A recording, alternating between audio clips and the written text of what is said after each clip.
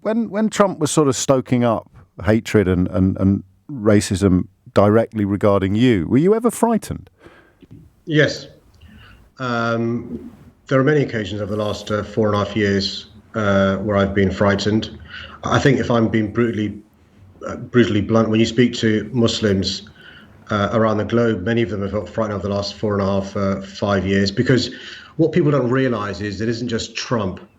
He inspires, he normalizes a sort of set of beliefs and behavior from others, his followers, his fans, which can lead to people like me having their life threatened literally and needing to have police protection literally 24 hours a day, 7 days a week. And what you saw last night, I'm afraid, was inevitable, as heartbreaking as it is, as angry as it makes us, the seed of US democracy being attacked this way by this mob and these writers. When, I'm not sure who it was who said this, but when somebody shows us who they are, you should believe them. And Trump showed me and many of your listeners who he was some years ago. It was Maya Angelou. Right.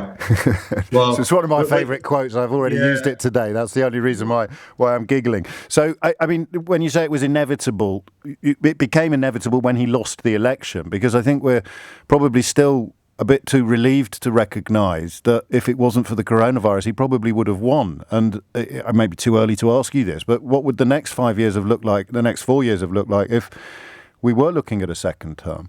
Well, firstly, I'm not sure if the inevitability happened when he lost the election. No. Using lies, division, and fear has been in his toolkit for the last 4.5 years, and he's inspired leaders around the world, far-right, nativist, populist leaders. Look at Hungary, look at Poland, look at Brazil, look in Italy and France, and even in our country. And I'm hoping his defeat through the ballot box will lead to the start of the end of the rise of far-right nativist populist leaders.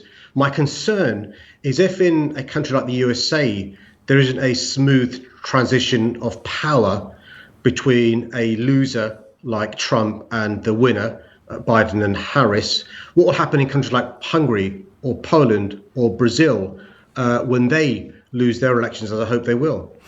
Because this feeling, which is what it is, of course, and it's often completely unhitched from facts. It doesn't just peter out. It has to go somewhere. That's why you're saying what happened yesterday had an inevitability to it. Yeah, we've got to remember that 70 million plus people did vote for Trump in America.